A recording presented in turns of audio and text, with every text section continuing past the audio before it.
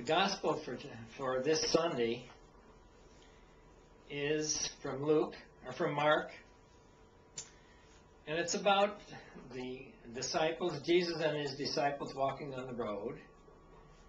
And they were discussing, apart from Jesus, they were discussing on their way something that Jesus was concerned about. And so he asked them, "What were you discussing on the way?"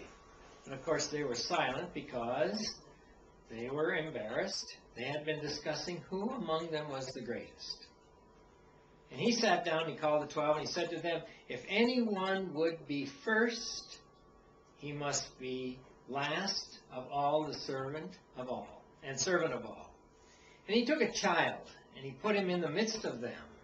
And taking him in his arms, he said, "Whoever receives one such child in my name receives me. And whoever receives me receives not me, but him who sent me." Now from that, we're going to have a little message. I'm going to go back to an experience I had while I was working in the penitentiary. One of the men there who was in there for embezzlement. We had a nice conversation, and he said one of the things he missed when being in the prison was he missed the joy and the laughter and the giggle of children. Little children have a great way of keeping us grounded and keeping us humble. And they're not impressed with our education, our degrees. They're not impressed with our positions. They're not impressed with a lot of things that we think are so important to us as adults. All they want to know is, are we real? Are we loving? Are we warm? Are we safe to be around? And are we willing to talk on their level and play on their level?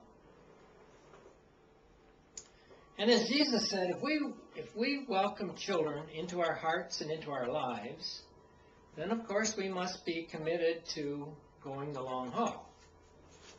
And that's very important because children need a lot of our attention throughout their lifetime. And so our importance on this earth, according to God, is that God has us centered around how we treat God's children and their needs. And so we need to talk more about how to make people welcome.